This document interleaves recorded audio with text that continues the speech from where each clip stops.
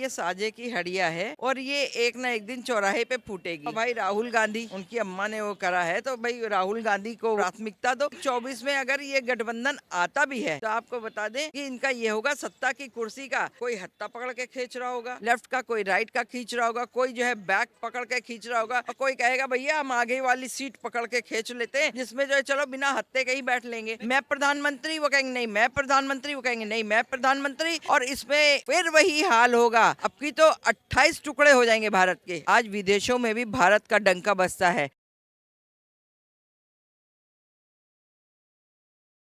2024 लोकसभा चुनाव करीब है। ऐसे में जो है हमारे साथ एक आंटी, हम इनसे जानेंगे कि इन्हें क्या लगता है 2024 का लोकसभा चुनाव जो है ये क्या इंडिया अलायंस जो बना है विपक्ष का, ये मोदी जी को 400 सीट जीतने से रोक सकती है और कहां तक रोकेंगे? क्योंकि इनके तरफ से भी अब जो है दिल्ली में, यूपी में और बिहार में गठबंधन होता हुआ दिखाई दे रहा है। इस 2024 के लोकसभा चुनाव में ये विपक्षी गठबंधन जो है मोदी जी को 400 सीट जीतने से रोक पाएगी? बिल्कुल नहीं रोक पाएगी। आप देखिए जो गठबंधन है ना, ये शुरू से ही जिस टाइम ये गठबंधन हुआ था उसमें 26 लोग जुड़ना, धीरे धीरे सब जुड़ना शुरू हुए थे और 26 लोग हो गए थे। मैंने कहा ये साजे की हड़िया है और ये एक ना एक दिन चौराहे पे फूटेगी। 26 का फिर 2 लोग और जुड़े, 28 हो गए। 28 के बाद में जब इनका पहला शुरू हुआ कि चलो अधिवेशन होगा हमारा, कहाँ, बिहार में, वहाँ पर जो है पहुँचते देर नहीं हुई है, अभी आधे पहुँचे आधे नहीं पहुँचे और उसमें शुरू हो गए। केजरीवाल जी बोले भैया हम ही खुदा हैं और कोई नहीं खुदा है। ये वो भाई राहुल गांधी, उनकी अम्मा ने वो करा है तो भाई राहुल गांधी को वो करो, प्राथमिकता दो। बोले राहुल गांधी को, अरे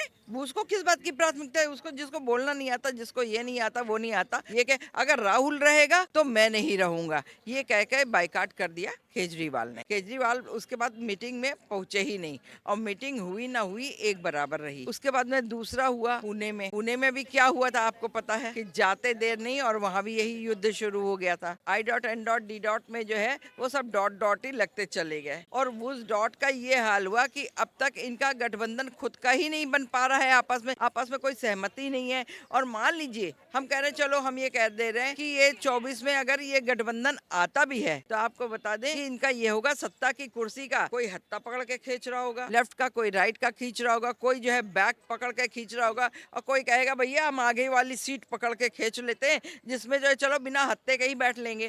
तो आप ये बताओ। दिल्ली में हो गया है 4 सीटों पे आम आदमी पार्टी लड़ेगी और 3 सीट पे कांग्रेस लड़ेगी। यूपी में समाजवादी पार्टी के साथ अखिलेश यादव के साथ इनकी गठबंधन लगभग तय हो गई है।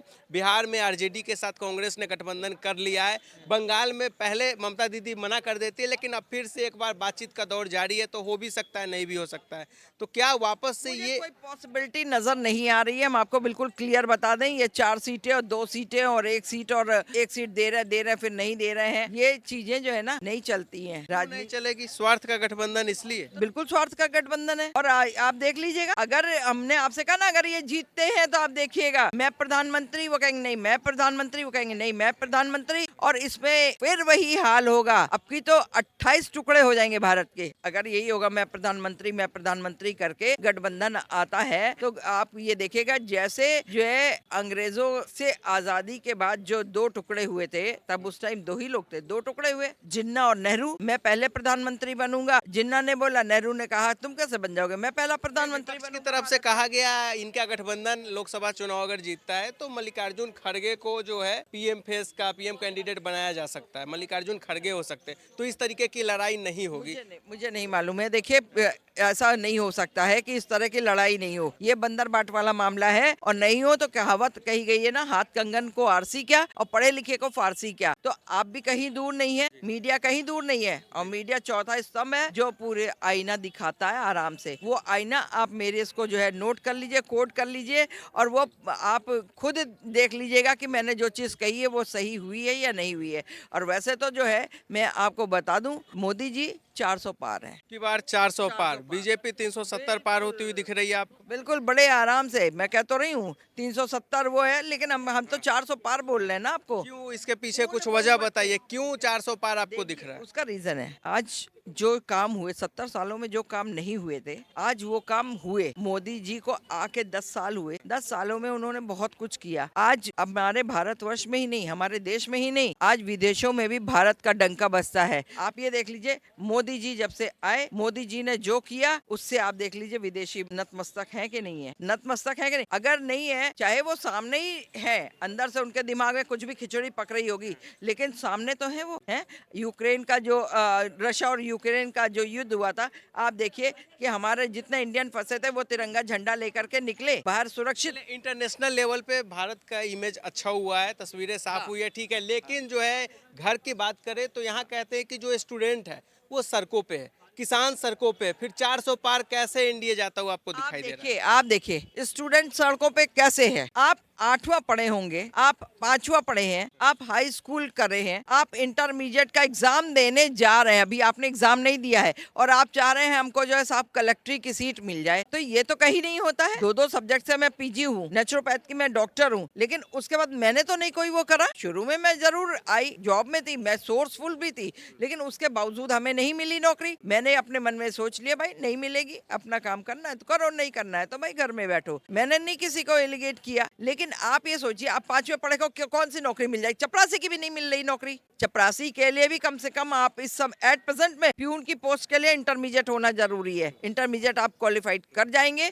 तो आपको प्यून की पोस्ट के लिए आप अप्लाई करिए अगर वैकेंसीज क्रिएट होती है, नहीं तो नहीं। और ग्रेजुएशन और पोस्ट ग्रेजुएशन के लिए आप क्लरिकल, लोअर क्लरिकल ग्रेड के लिए जो है आप ग्रेजुएशन और पोस्ट ग्रेजुएशन होना जरूरी है, ठीक है। यहाँ बाकी ग्रेजुएशन और डिपार्टमेंटल पीजी एग्जाम्स होते हैं, फिर आप डिपार्टमेंटल एग्जाम में आप अपर तक पहुंच सकते हैं अगर आपके अंदर वो कैपेबिलिटी है। और अगर आप कैपेबल नहीं है तो आप जहां हैं वहीं कलम घिस करके वहीं से रिटायर हो जाइए, अपने घर में बैठिए। किसान सड़क पे, इस पे क्या कहना चाहिए? वो किसान है ही नहीं जो सड़क पे है। किसने कहा कि वो किसान है और किसान सड़क पे? किसान इस समय आप जाके देखिए, आप अपना कैमरे ले जाइए और आप लोग जा करके देखिए। हम तो सारे मीडिया को ये कह रहे हैं, जाके देखिए किसान इस समय खेत में है। किसान की एट प्रेजेंट 4-4 फसलें हैं खेत के अंदर, ठीक है। गेहूं तैयारी पे बिल्कुल है, चना तैयारी पे है, चने को पानी दिया जा रहा है अभी भी। उसके अलावा जो है आपका आलू कटने को तैयार है, खुदाई होने को तैयार है, आलू की खुदाई हो रही है। और आपका जो है सरसों वो भी खेत में है। तो वो किसान अपना उतना नुकसान, 4 फसलों का नुकसान करके तुम्हारे साथ यहाँ पे बैठ के धरना प्रदर्शन करेगा? ये वो लोग हैं जिनको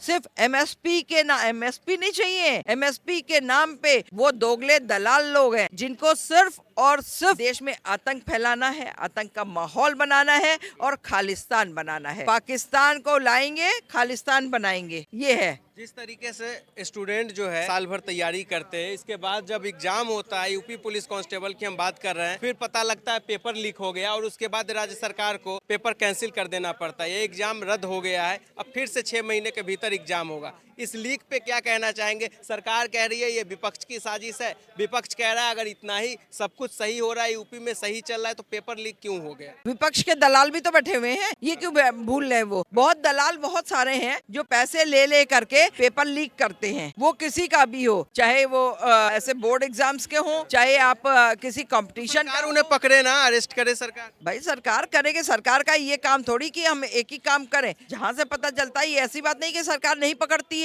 राजस्थान में लीक हुआ था, पकड़े नहीं गए थे? आप बताइए, पकड़े गए, उनको सजा मिली कि नहीं मिली है? जहाँ जब जैसे पता, आप सोचिए जब 70 सालों के बाद, आप समझिए 70 साल भी छोड़ दो, 50 साल से जोड़ लो, 50 सालों में जब जो है कांग्रेस गवर्नमेंट थी, उस टाइम भी पेपर लीक होते थे। उस टाइम पे क्यों नहीं कोई पकड़ा जाता था? आज अपोजिशन उठ करके फन क्यों काढ़ करके फुंकार मार रही है? अपने भी समय का वो देखे, अपने भी समय का देखे, उनके पीरियड में कौन कौन लीक करता था। उनके समय में जो है जब एग्जाम होते थे, लोग कंपटीशन बीट करते थे नौकरी के लिए, उसके बाद पता चलता था कि रिटर्न एग्जाम भी हो गया, ठीक है, फॉर्म फिल हुआ, आपका नाम आया, छाटा जाता ना परसेंटेज के अकॉर्डिंग, और आपने एग्जाम भी दे दिया। एग्जाम के बाद में वो पता चलता था जी वो कैंसिल कर दिया गया सारा। जब आपका इंटरव्यू होने का समय हो रहा है तो कैंसिल कर दिया गया, क्यों भाई? और फिर पता चला, मायावती के राज्य की मैं बात बता रही हूँ, उस बंदी ने उस टाइम पे 15,000 माने रखते थे, 15,000 लेकर के और पीछे से भर्ती, बैग से भर्ती हुई है लोगों की, जिन्होंने दिए 15, जिनको पता चला, जिन्होंने जाके 15,000 दे दिए, वो लोग नौकरी कर रही है आंगनवाड़ी की।